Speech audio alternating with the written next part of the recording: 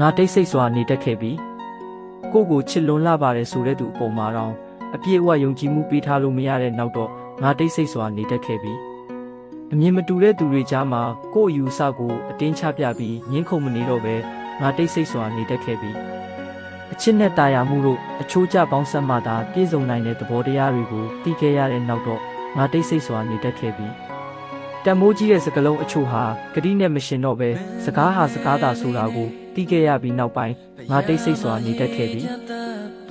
တရားပါတန်ရာငါနှလုံးသားမှာနှဆိုင်စွာဆွဲကပ်ပြီးတဲ့နောက်တော့ငါတိတ်ဆိတ်စွာနေတတ်ခဲ့ပြီ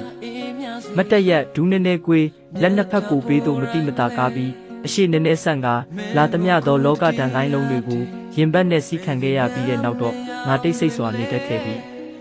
ကံတရားရဲ့ညံများတဲ့လှဲ့ကွက်အောက်ပျောက်တစ်ခါပေါ်တလဲလူလိမ့်ခဲ့ရပြီးတဲ့နောက်တော့ငါတိတ်ဆိတ်စွာနေတတ်ခဲ့ပြီအရှိတရားအချို့ကိုလက်ခံနိုင်လာပြီးတဲ့နောက်တော့ငါတိတ်ဆိတ်စွာနေတတ်ခဲ့ပြီ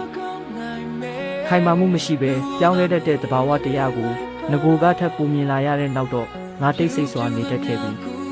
ဘသူကမှဘာမှမပြောချင်တော့တဲ့နောက်တော့ငါတိတ်ဆိတ်စွာနေတတ်ခဲ့ပြီ